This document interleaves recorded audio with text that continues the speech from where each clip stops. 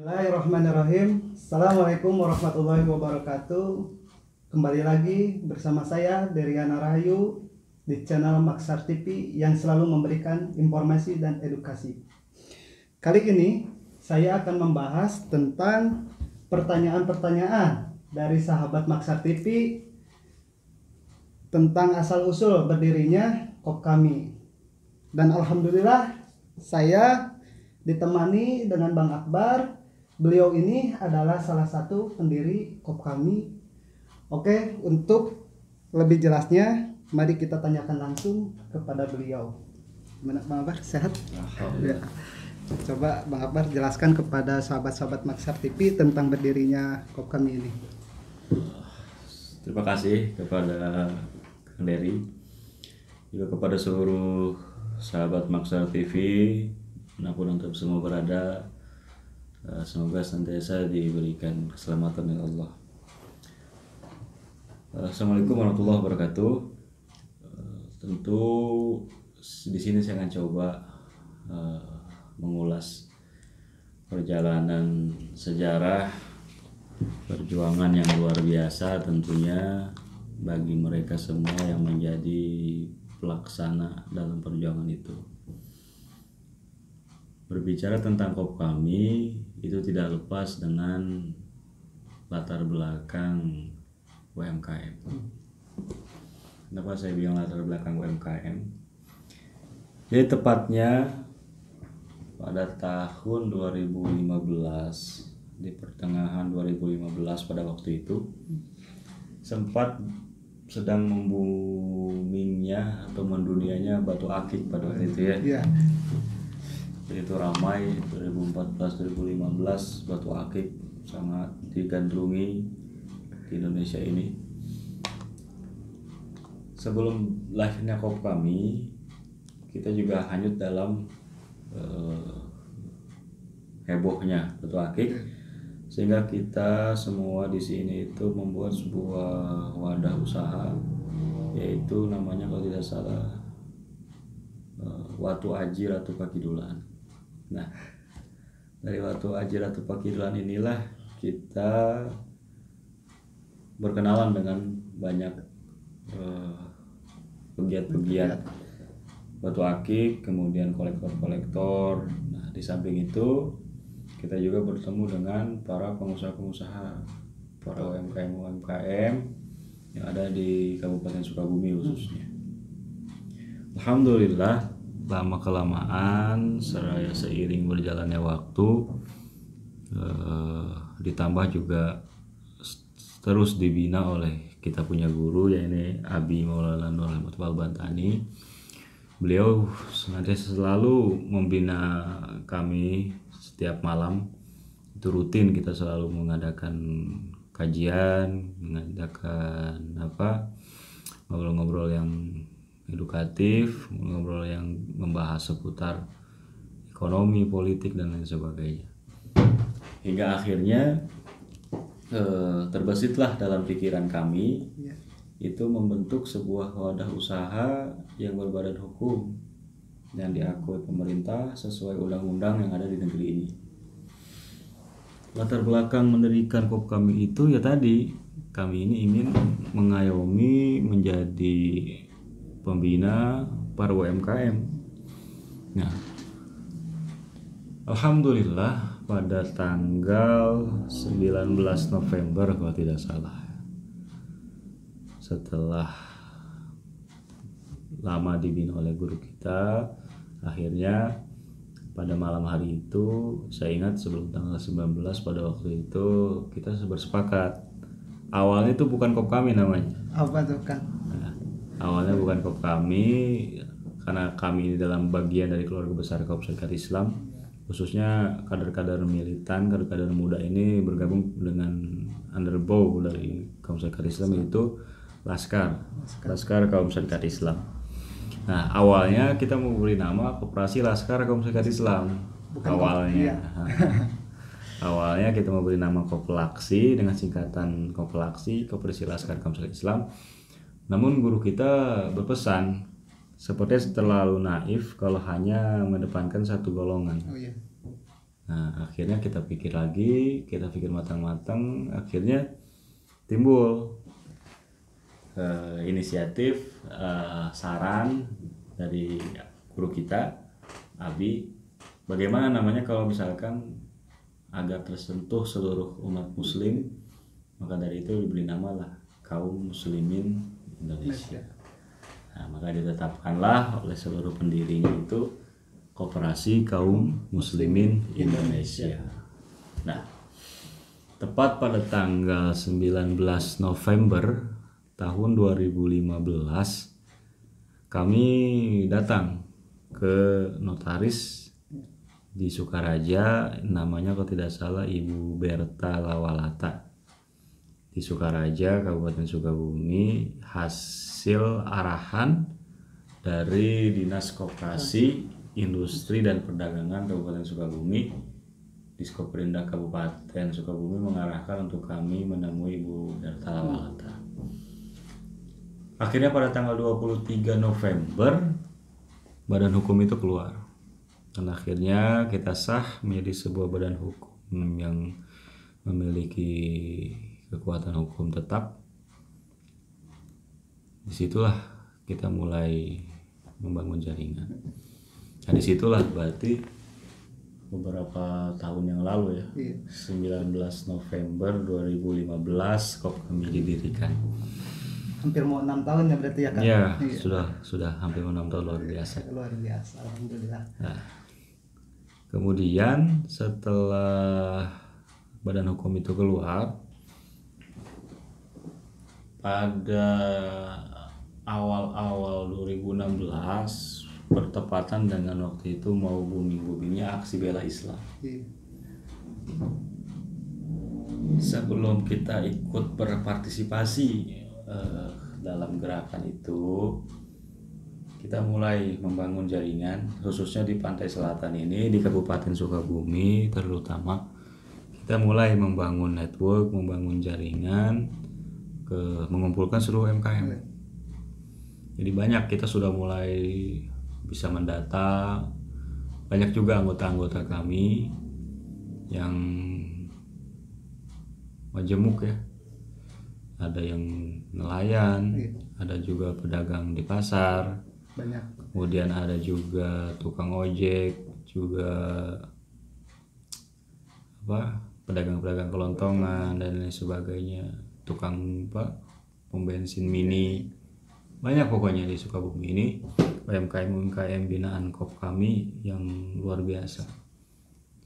Hingga akhirnya pada 2016 itu kita banyak sekali warna-warni awal-awal membangun network, membangun jaringan. Kita juga mulai masuk ke hubungan dengan perbankan. Dengan perbankan baik dari Bank Mandiri, Bank BNI, Bank BRI dan lain sebagainya, termasuk Kartagraha. Nah, awal-awal 2016 ini juga kita membangun komunikasi dengan Kementerian Koperasi. Kami membangun komunikasi dengan Kementerian Koperasi, juga dengan LPDB dan lain sebagainya. Alhamdulillah kita mendapatkan respon positif dari mereka semua. Itu menjadi pelecut semangat bagi kami, para pendiri KOP kami, untuk benar-benar memberikan kontribusi nyata bagi kemajuan UMKM. Jadi dilatar belakangi dari ingin memajukan usaha-usaha kecil di Indonesia ini, kita membangun KOP kami. Akhirnya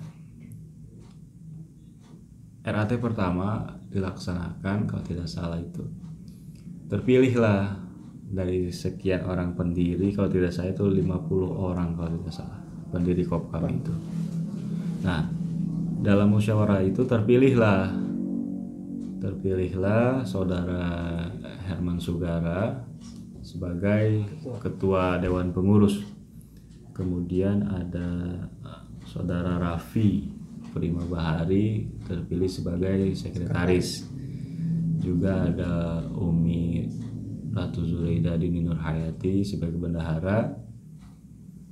Di samping itu saya sendiri diamanatkan sebagai ketua Dewan Pengawas di Kopkam.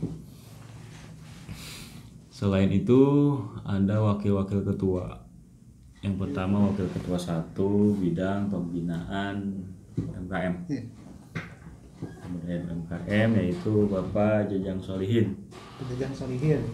Kemudian wakil ketua 2 bidang pengkaderan dan hubungan kelembagaan itu Bapak Agus Saprudin. Dan yang ketiga wakil ketua 3 ini ialah pengembangan usaha yaitu Bapak Yudi Hendrik. Nah, banyak ke bawahnya lagi termasuk ada Humas, ada Bapak Agi dan saudara-saudara yang lain.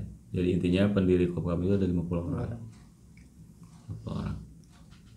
Kemudian setelah berhasil membangun network dengan perbankan, membangun jaringan secara mengakar ke bawah, saya coba membangun komunikasi lebih aktif dengan pemerintah, khususnya lewat Diskoperindak maupun dengan Kementerian Koperasi. Alhamdulillah kami selalu mendapatkan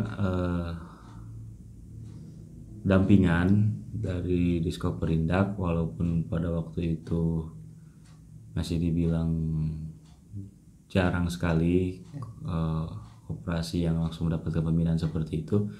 Maka kami bersyukur dan ucapkan terima kasih sekali kepada Diskoperindak sudah mau memberikan arahan, kemudian pembinaan kepada kami. Akhirnya kami bisa memberikan membuka komunikasi lebih aktif dengan pemerintah, khususnya Kementerian Koperasi.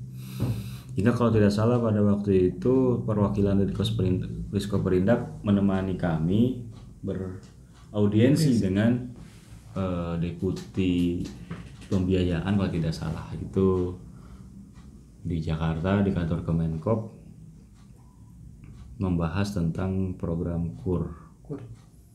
Nah,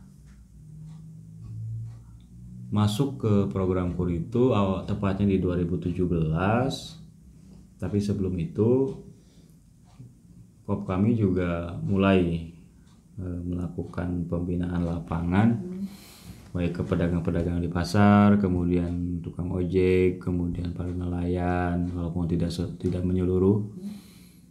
Alhamdulillah kami bertemu lagi dengan saudara-saudara baru yaitu penambang rakyat. Nah, alhamdulillah kami bisa ikut bergabung dengan mereka.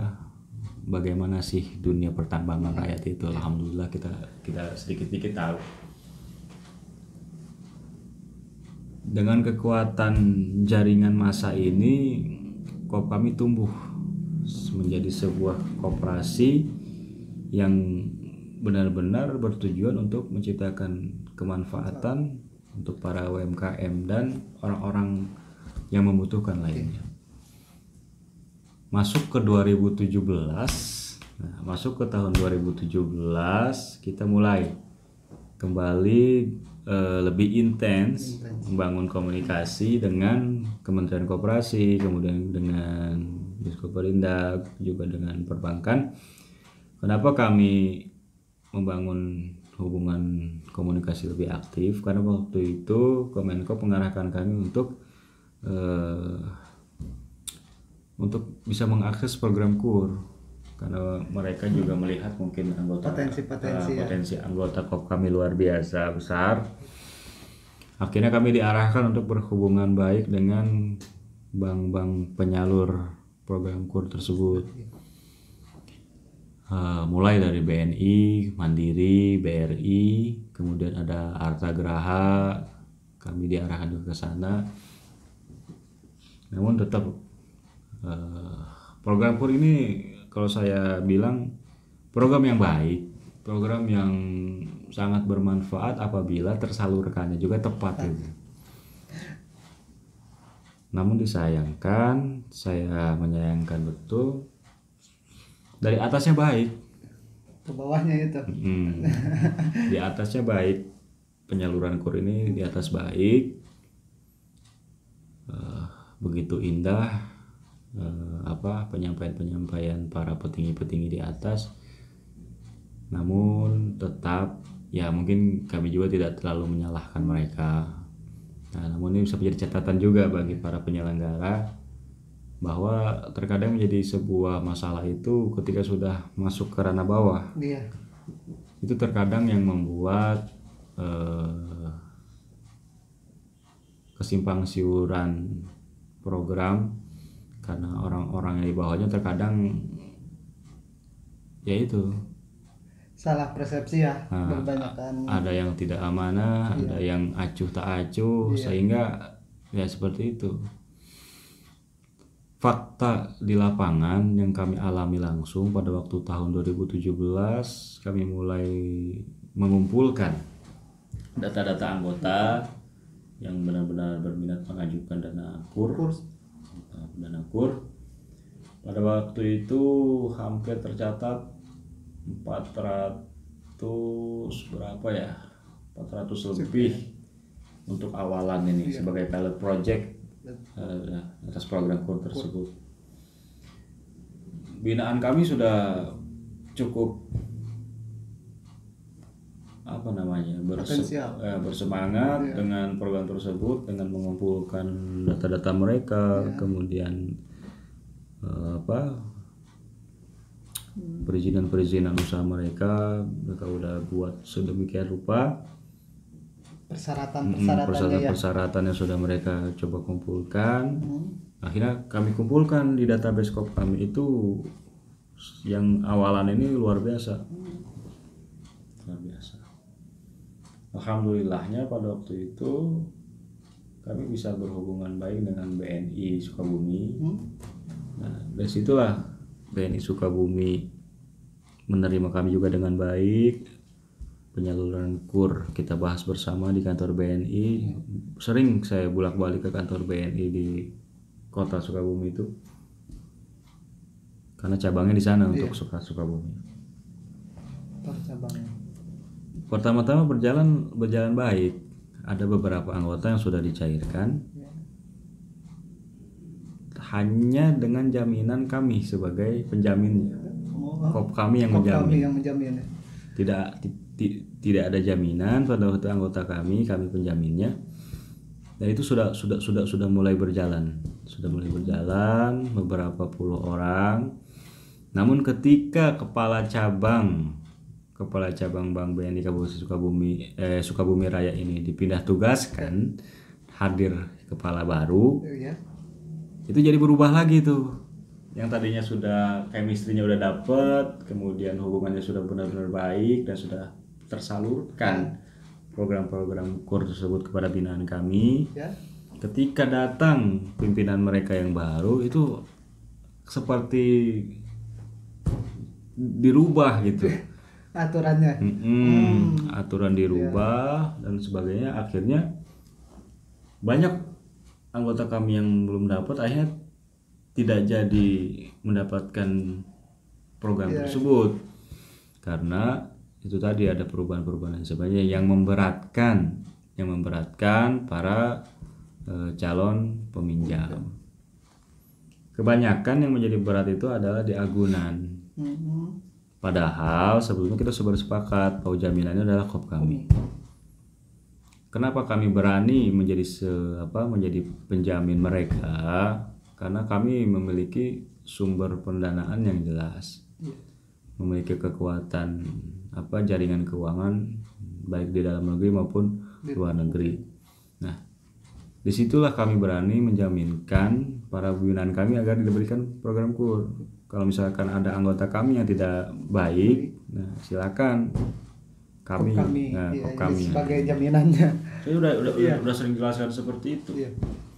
Namun tetap ketika pimpinan yang baru ini memimpin, tetap itu tidak bisa mendapatkan dana tersebut. Nah, akhirnya mulai anggota kecewa karena banknya tidak memberikan program tersebut, tidak mencairkan. Nah, akhirnya itu banyak yang kecewa. Akhirnya saya bilang itu yang sudah disetting matang-matang lewat Kemenkop, Diskuperindak dan sebagainya digagalkan oleh pendatang itu. Iya, oleh pimpinan baru ya. Akhirnya dari situlah saya memiliki sebuah semangat agar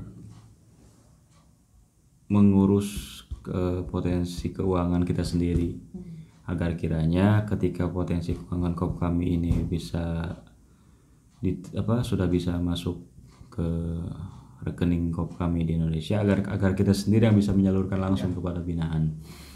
Nah, disitulah saya mulai tahun 2017 awal itu, semester pertama 2017 saya sudah mulai mengarahkan program ke sana. Jadi kita tuntaskan ke potensi yang KOP kami miliki, agar kiranya anggota kita tidak lagi diberikan harapan palsu lah kasar. Harapan palsu. Itu dampak dari perbankan melakukan hal seperti itu, yang ruginya kita. Iya. Yang mendapatkan cap buruknya jadi kita gitu. Sebagai padahal kita sudah berusaha semaksimal mungkin ya untuk memberikan yang terbaik gitu. Makanya di situ mulai ada cibiran, penilaian negatif dan lain sebagainya, dibilang pencari uang receh lah dan sebagainya. Padahal tidak ada satu peser pun uang yang digunakan oleh KOP kami.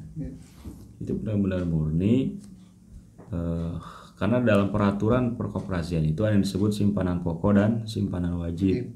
Itu bukan kami yang mengada-ngada, itu program langsung diarahkan oleh waktu itu alhamdulillah ada Asdep, Deputi Pembiayaan itu berkunjung dan bersilaturahim ke KOP kami. Dan beliau mengarahkan bahwa di koperasi itu harus ada simpanan pokok dan simpanan wajib. Dipergulirkanlah oleh KOP kami peraturan tersebut karena ada arahan. 150.000, 100.000 kalau tidak salah simpanan pokok kalau tidak salah. Yang simpanan wajib itu 100 kalau tidak salah. Pokoknya satu anggota itu 150.000. Akhirnya saya juga kecewa dengan perlakuan perbankan seperti itu. Akhirnya mulai keuangan KOP kami mulai kita bangun. Alhamdulillahnya kita mendapatkan respon baik oleh saudara-saudara kita di luar. Sampai saat ini sudah pernah ada yang kita sudah berikan, kita bantu, kita bina. Nah, karena di KOP kami ini mengedepankan asas sebelum diberikan permodalan, kita ingin menggunakan pembinaan dulu. Dikasih dulu ilmunya ya. Kasih ilmunya, pembinaan kita kasih ilmunya, kita di samping pembinaan itu kita bisa menelaah lebih dalam. Ini usahanya beneran apa gimana? Atau mengada-ngada gitu. Dan hampir semua anggota yang kita miliki adalah usaha real. Dia sudah berpengalaman, usahanya sudah benar. Contohlah pedagang pasar. Dia sudah bertahun-tahun dagang di pasar.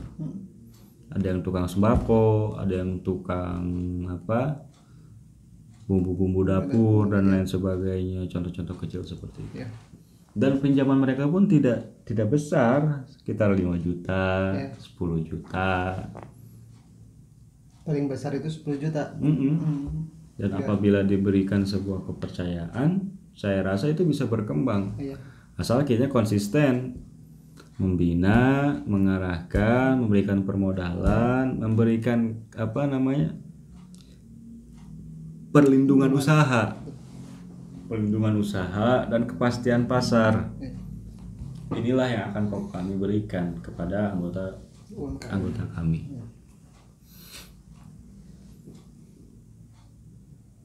Disitulah saya ingin menjadi KOP kami ini pembeda di antara koperasi yang lainnya. Ya. 2017 berlalu, semakin mulai terbentuk jaringan kita, alhamdulillah.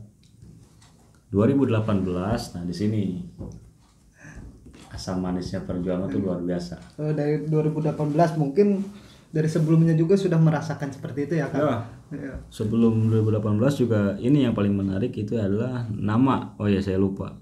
Nama Kopkami itu ternyata tidak mudah didapatkan. Entah alasan apa waktu itu ya, entah latar belakangnya politik atau apa gitu, sehingga kita hampir dilarang menggunakan kata kaum muslimin. Iya. Agak terhambat mungkin ya. Namun waktu itu saya bersikukuh, saya tidak mau nama yang lain Iya. karena arahan guru seperti itu. Akhirnya diperjuangkan, alhamdulillah bisa. Iya. Alhamdulillah. Akhirnya lulus. Atas izin Allah. Ya Allah. Nah, jadi dari 2015 berdiri, 2016 mulai membangun network, 2017 sudah mulai berkelana tuh, membangun hubungan dan sebagainya sampai sekarang. Di 2018 inilah kita mulai masuk ke ranah program-program real, misalkan perdagangan, kemudian pertambangan dan sebagainya. Walaupun ya namanya usaha kan ada naik turunnya. Namun yang jelas dengan semakin kita serius membina sebuah gerakan ini, yang sulit terasa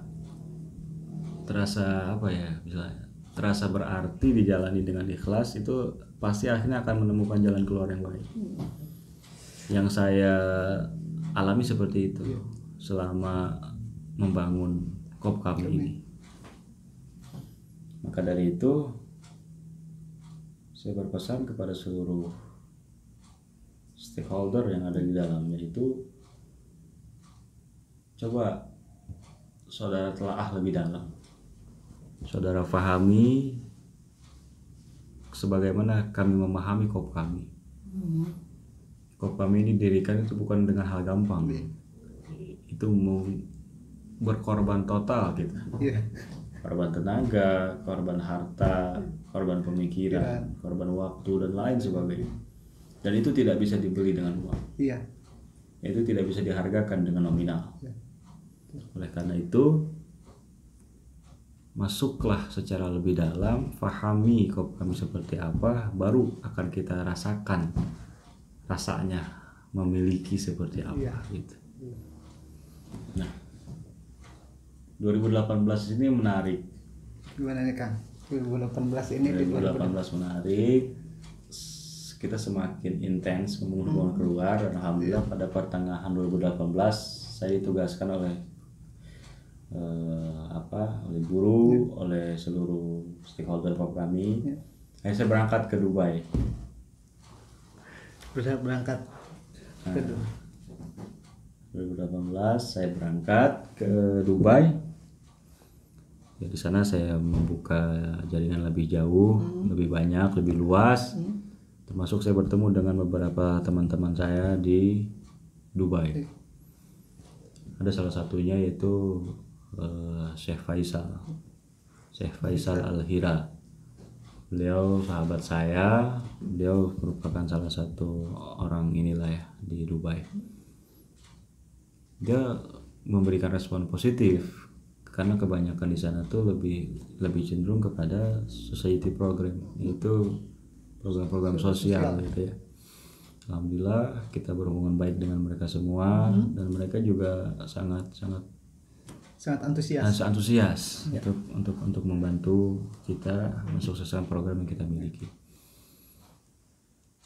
Semakin banyak alhamdulillah Kopkami semakin dikenal. Di luar negeri ya. Negeri maupun di Indonesia. Walaupun belum secara menyeluruh. Biasanya para pemain-pemain jaringan-jaringan keuangan sudah tahu. Setelah kembali dari Dubai, kami kembali membuka banyak hubungan keuangan dengan orang-orang di luar Indonesia, baik di Singapura, kemudian di Amerika, kemudian ada juga di Afrika dan lain sebagainya. Ya, alhamdulillah ibarat anak nih ya. Ini udah masuk usia 3 tahun pada waktu itu, ya setidaknya udah bisa merangkak, udah bisa apa kali. Iya. Alhamdulillah kita sudah mulai bisa membangun hubungan dengan sahabat-sahabat di luar negeri. Masuk ke 2019 itu berbarengan dengan situasi politik negeri ini, pemilu pada waktu itu. Alhamdulillah saya berkesempatan diamanahkan oleh organisasi untuk terjun secara langsung dalam pergulatan politik itu. Saya 2019 itu diamanahkan untuk maju menjadi calon anggota legislatif DPR RI Dapil Jabar 4 lewat Partai Bulan Bintang pada waktu itu. Ya, namanya politik luar biasa, tidak ada musuh abadi, tidak ada teman yang abadi juga. Dari itu banyak pelajaran penting dari politik yang saya dapatkan, yang tentunya yang membuat saya lebih semangat dalam mendesain KOP kami ke depan. Jadi saya bisa bilang sudah punya daya tarik KOP kami. Sangat luar biasa. Sudah punya daya tarik, sudah punya daya jual, yang tentunya diperhitungkan oleh orang banyak. Betul. Ya, maka dari itulah masuk ke 2020 itu sudah mulai lebih banyak orang yang tahu ya tentang KOP kami. Pas 5 tahun waktu itu, milad ke 5 tahun KOP kami sudah semakin besar jaringan yang kita buat. Hingga masuk 2021, alhamdulillah kita bisa membuka jaringan baru ke Istanbul. Alhamdulillah. Jadi pimpinan KOP kami, ketua KOP kami pada waktu itu sudah hampir 2 kali dia bolak-balik ke Istanbul. Nah, intinya KOP kami ini merupakan koperasi yang berbadan hukum sah, diakui pemerintah sesuai undang-undang yang ada di negeri ini, yang benar-benar kita tidak beralih sedikit pun dari program awal, yaitu bagaimana caranya menghidupkan, mesejahterakan UMKM. Betul. Nah, di samping itu 2020-2021 ini kita coba mengembangkan program lain. Nah, kedepannya KOP kami ini akan membangun beberapa proyek-proyek besar. Ada klinik kesehatan, kemudian ada juga perumahan properti dan lain sebagainya. Dan tentunya kita tidak akan pernah tinggalkan itu pertambangan rakyat. Kita akan coba membangun, mengkreat sedemikian rupa agar bisa menciptakan manfaat sebesar-besarnya untuk pertambangan rakyat. Kemudian di sektor perdagangan kita juga akan cenderung kepada mendahulukan para UMKM kita. Maka dari itu kami selalu menggelorakan agar pemerintah ini memberikan sebuah peraturan yang mana menghapuskan free fight liberalism. Apa itu free fight liberalism? Yaitu perdagangan bebas antara pemodal kecil dan pemodal besar. Contoh kecil misalkan, mungkin Kang Dery tahu ya, KFC atau misalkan McDonald. Mereka itu pemodal besar. Kalau ditempatkan dalam satu wilayah pedagang besar tersebut dengan pedagang kecil, misalkan ada pedagang ayam goreng pinggir jalan, ya kan, 5 ribuan, 10 ribu. Kalau ini berada dalam satu tempat yang membebaskan orang untuk membeli, tentu akan kecenderungan lebih besar kepada pedagang kecil ya. Pedagang yang besar ini. Pedagang besar ini. Pedagang besar. Dari segi tempat lebih nyaman, lebih bersih dan sebagainya.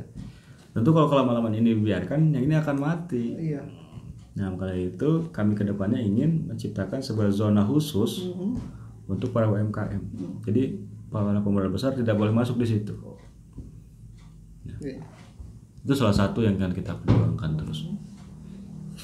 Di samping